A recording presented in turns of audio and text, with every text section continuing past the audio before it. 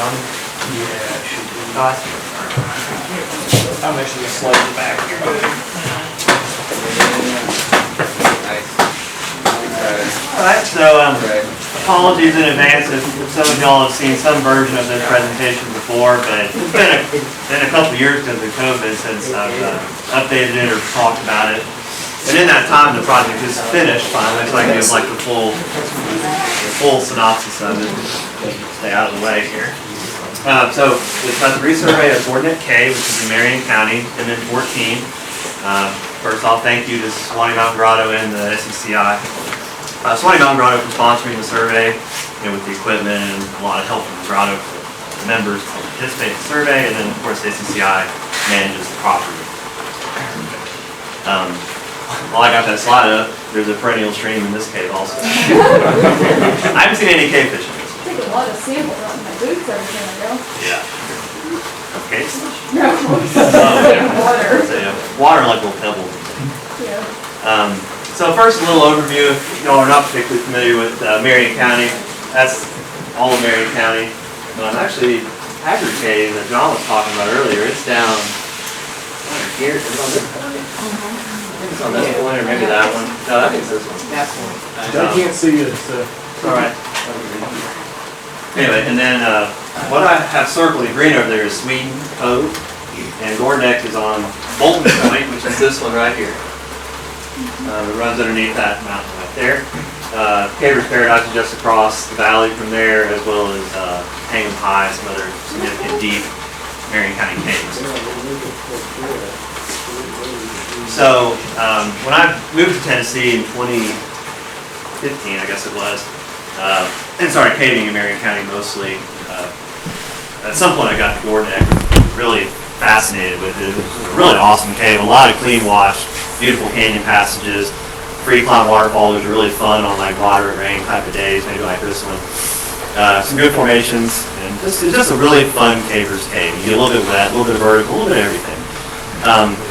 And I was also starting to get into surveying at that time, and around 2017, I was really starting to get more into it, and so I one day decided to look at the map of Gourdneck Cave, and this is what was in the TCS at the time. And granted, on the projector here, it's even blurrier than it should be, but trust me, it was blurry and kind of like a lot of the words were faded out, whatever.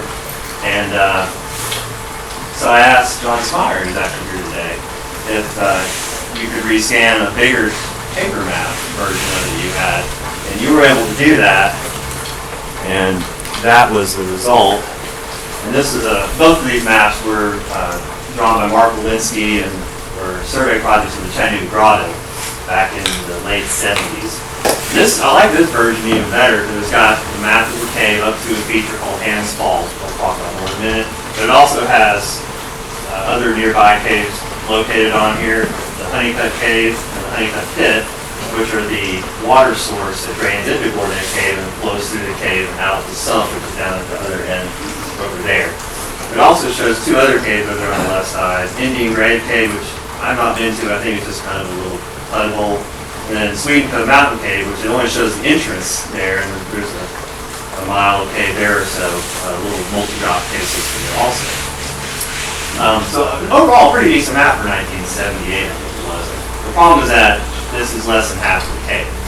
At Hans Falls, there was a rope rig back in the 70s and into the 80s, and I think even into the early 90s. And it reaches the Hartsel, you go into a Hartsel belly crawl, and you pop out into a wonderful cave apparently. And that was in the TCS narrative or whatnot. But when SCCI got the cave, the rope was removed, and so no one had been up there a long time, and the map was never completed for that area. So I was like, well, let's remap this cave, because it's missing a lot of it. And so that's what I tried to do. So I reached out first to Mark Walensky, and he was able to provide this topo map showing just the line plot overlaid on the topo plot he had. And this is where the cave map ends, and this is the line plot he did finish with the cave and never drew it up. There's a heck of a lot more there, no doubt about it. This line right here is Sweden Cove Mountain Cave. That's the entrance door down here. I don't think he has it quite located correctly because there's not an overlap here. He says they're 300 feet away. There's no more stays. Anyway, and it does a zigzag, goes down a couple pits, and eventually sumps here. when I saw this, I was a little puzzled at first because I just didn't know that he thought they were related. News to me. His theory is that, well, this part's well understood. The water comes in a honeycomb pit, goes into the caves, flows through, and there's a sump down here. It's a muddy sump. You can't dive. It's full of breakdown and whatnot.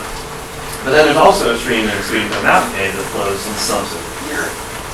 And then there's Gourdneck Spring right on the side of the road up here.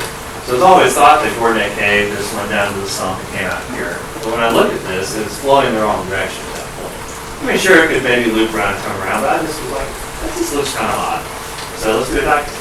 So that's when I called Ben Miller, and Haley Steinman helped me on that also. Oh, here's the map for Sweden's Mountain Cave. Another one drawn by Mark Linsky. Goes down a few pits, does a U-turn, and goes down to the sump. It's a pretty good cave. I haven't been in it myself yet. Okay, so the dye trace, we'll talk about that first before the survey. So we put dye into Gourdneck. This is in kind of the upper parts of the cave near Hans Falls. Block everybody's view of the pictures here. This is the entrance to Sweden Cove Mountain Cave. It's a wet weather swallow, and it's nice. It gets kind of crawly on the inside, but then it breaks back out into walking pastures and goes down a couple pits.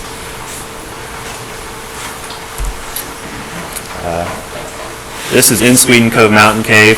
So, not knowing the relationship between Gourdneck and Sweden Cove Mountain Cave, we put dye in both.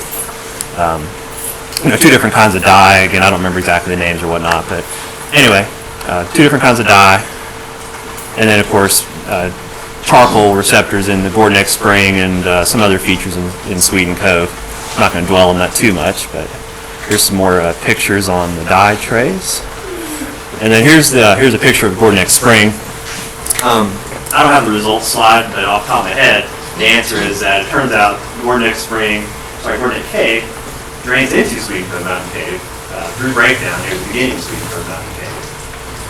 And then it just flows right through Sweden Cove Mountain Cave to its sump, which then apparently does a big U-turn and comes out at Gourdneck Spring. Just a one-way flow path right through there. Some of the other projects that Ben had done in Sweden Cove showed, like, we call it bifurcating drainage systems from the different caves and complex stuff. This one ended up being pretty simple. Good. So, I guess the cave just does a crazy loopy-loop thing as far as its water goes. Alright, so the survey began in June 2017. That's the entrance to Gourdneck Cave. And that's me with a Jumar on me. That's a long time ago. I've upgraded since then. The entrance is a 30-foot pit that was dug open by the Adams family, who still owns the cave.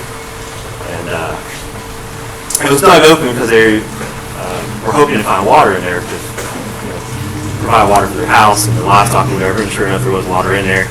They put in a water pipe. Yeah, there's a water pipe in here. Down there, that's the modern day water pipe, which is a PVC type thing. They originally had a metal water pipe all through there. Since you have to go down a 30-foot pit and then down some more passage to the river, you lose a lot of vertical elevation, and then you have to run the pipe way back up to the upstream part of the cave to get enough head to really get the water out of the cave. So it was part of the project. Part of the arrangement SCCI has with the landowners is that we'll be maintaining the water pipe for them going forward, and cavers have always been integral in helping with that.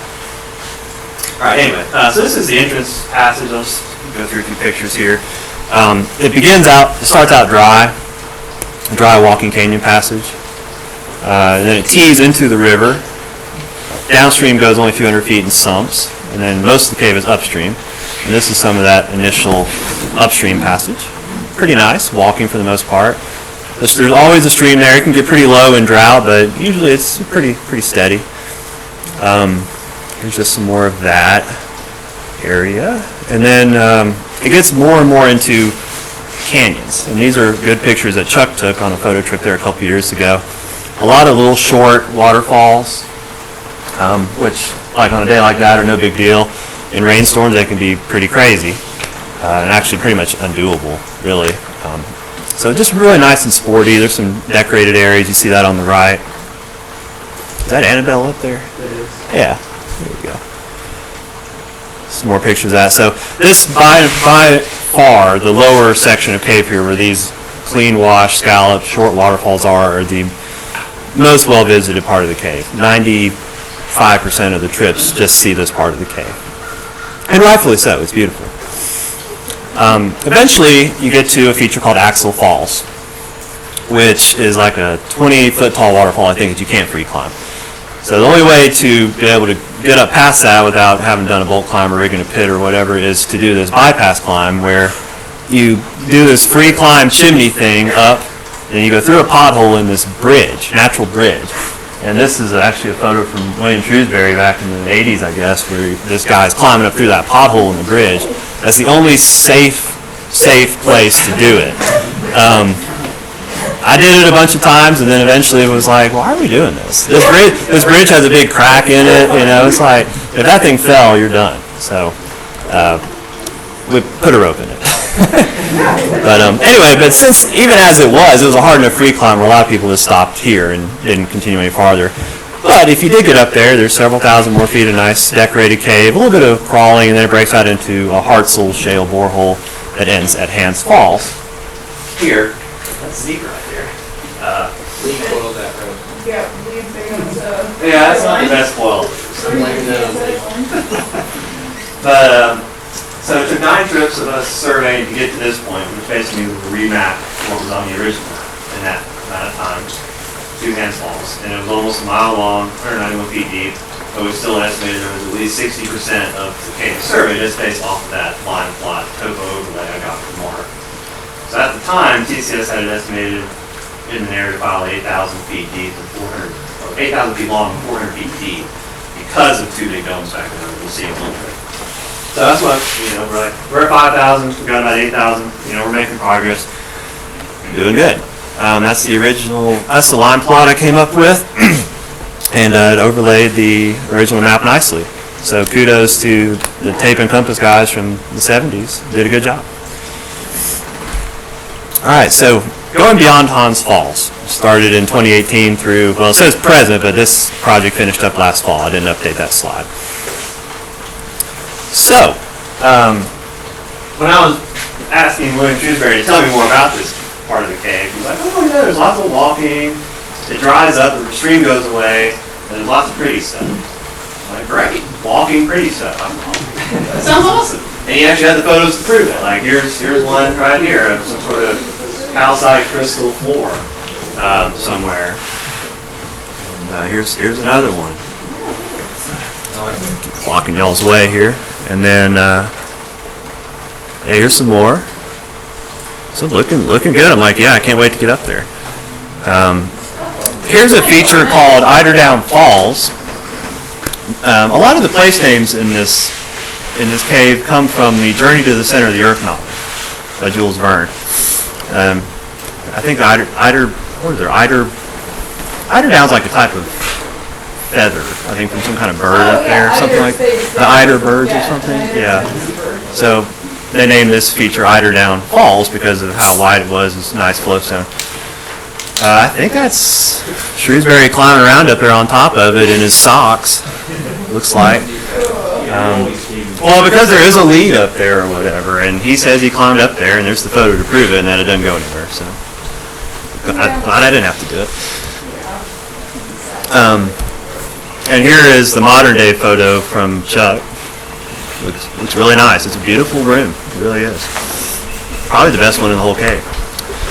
So with all that in mind, I was like, awesome, let's go survey it, of course. And then it turns out, between Hans Falls up there at the top left, and around here at the bottom, this is maybe 500 feet of cave or so. It passes directly underneath all these sinkholes. You got the honeycut pit right here where the water for the cave comes in, goes through a bunch of breakdown, and starts filtering into a bunch of spots over here. In that process, it made this big sinkhole that's collapsed, and there's another big sinkhole here that's collapsed. And so this whole part of the cave is just a breakdown flowstone mess. No fun at all. And somehow everyone that I talked to forgot to tell me about that. So the first trip I go in there with a couple people from Solani, what are they? Dutch Sanders and Derek Rainier, I think it was. Telling about all this walking dry borehole we're going to get after we do the little belly crawl at the top of Hans Falls. No, we didn't have any of that. We had a lot of this. And we had a lot more of of this. And they were like, what in the heck? You know? But, pretty much, of course, it did eventually get past all that complex breakdown area and got into the walking passage, as I said. And it goes for thousands of feet that way. But it is mostly dry, because once you get past Honeycut Pit, it does pretty much dry up. There's a little bit of a stream there that comes in from the domes in the back, but it's much smaller. Anyway, that was just kind of a humorous little thing. So they weren't entirely wrong about there being walking passage, but it took a little longer to find it. So it turns out, and I have a slide on this, a couple slides ahead. There's the primary walking level back there, and then there's 4 other levels above it, all horizontal, and they're stacked and do this. And you'll see that on the slide in a minute. And some of the highest levels that have been very dry for a very long time, there's these nice stalactites. I think this is, another Chuck photo. Nice stalactites. Shark teeth. That's a really nice stalactite there. Here. I show these because these are really wonderful, fairly rare. There's only a few places in the cave that have this. But otherwise, those upper levels are generally crawlways. Sometimes with a gypsum sand floor, but more often just kind of mud or generic sand. Really pretty unremarkable otherwise. It's a lot of footage, but not anything I would necessarily say was busy.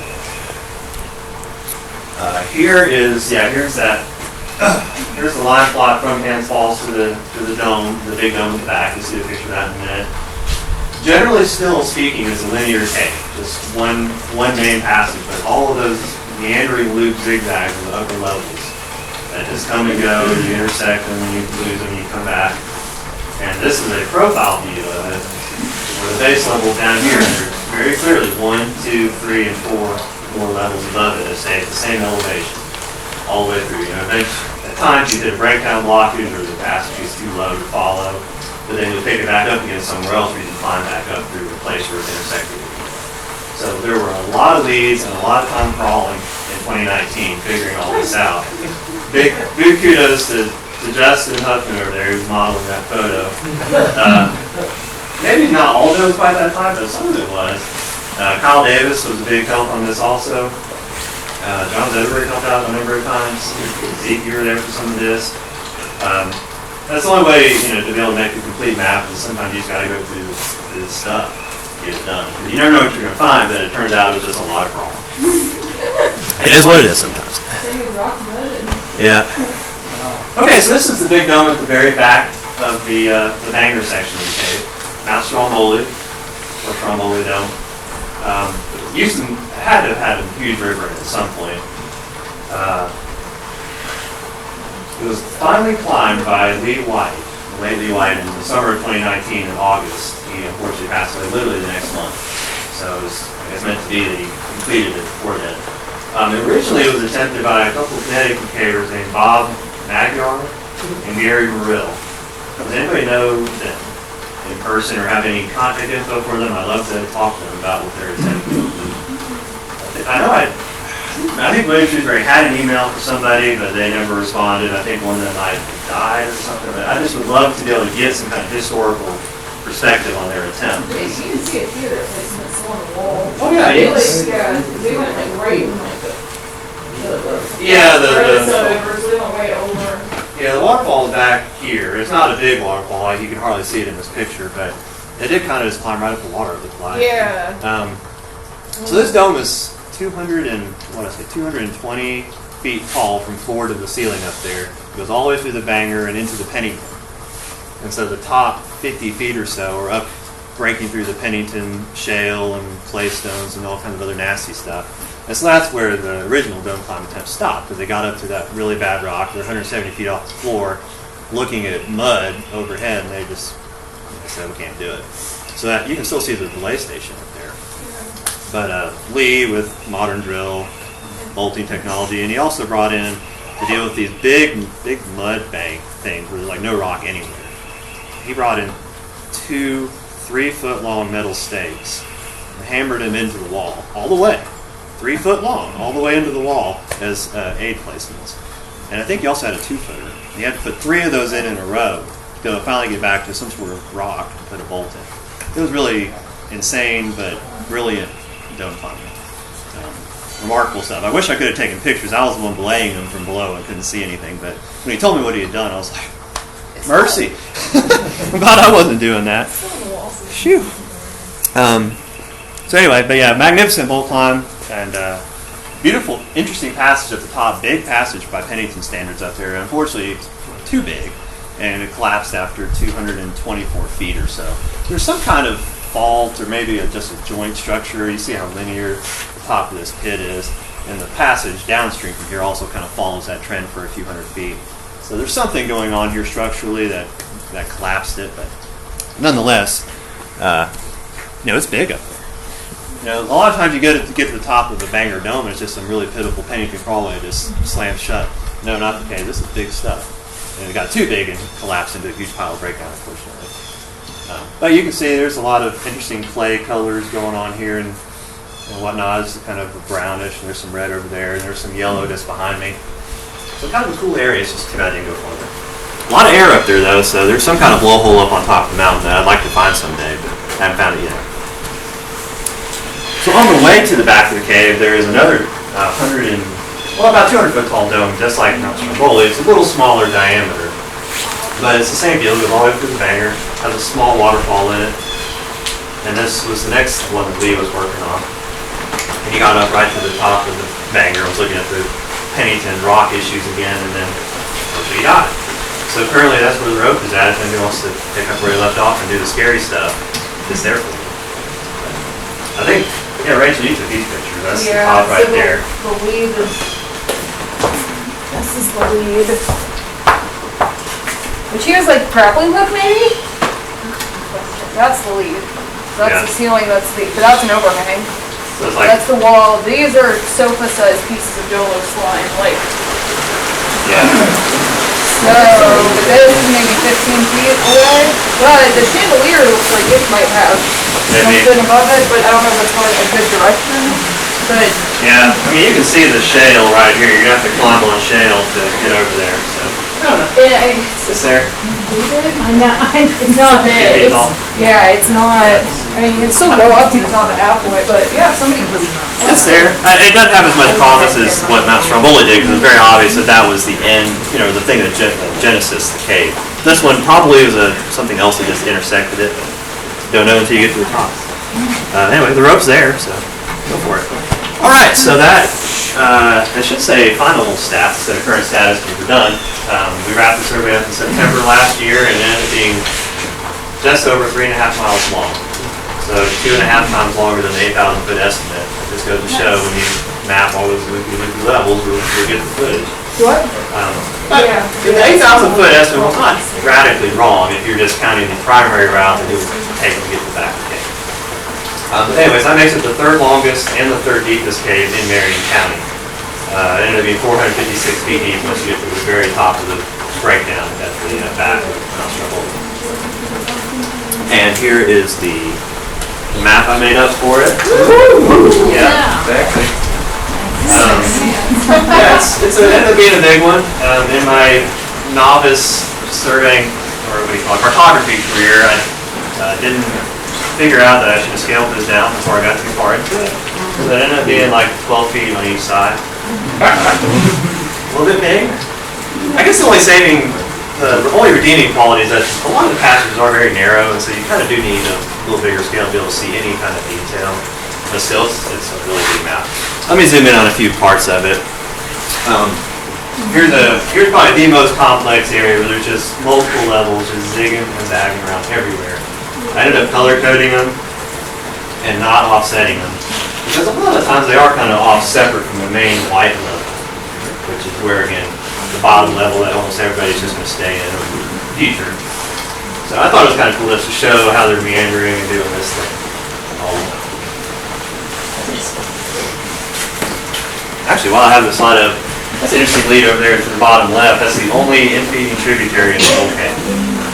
This is a really nice little 1 foot tall muddy tube thing. It has no air, but it might go. Push it. There it is. Tell me how it goes. But anyway, it just kind of sticks off like a sore thumb on the map. It's the only thing that breaks away from the trend of the rest of the cave. Here's a zoom in of the entrance section, the tourist section, so to speak, where everybody will be visiting for the most part. That's the entrance up there, top left corner. And then this is Axel Falls here, where that crazy pothole, natural bridge climb up thing that is no more is. And these are all the waterfall features and pools of water and things that everybody enjoys. There is some upper level development down there near where the register is, if anybody's familiar with that part. Not particularly extensive, but there is some development there. And then there is the map of the very back of the cave. Mount Stromboli is humongous at the bottom. It's 150 foot diameter. Tapers to about 40, 50 foot wide pretty quickly, but it is really quite an impressive space to walk into. And then here's the upper levels in yellow.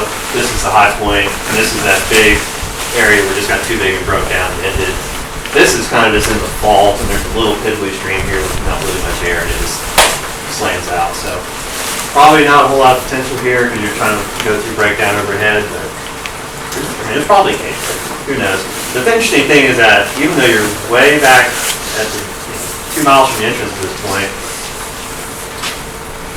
it's penetrating into the mountain. It's not following the flank of the mountain, so you still have, even up here, once you've gone to the top of the dome, which is 200 feet tall, and up to another slope, you're still over 250 feet below the surface.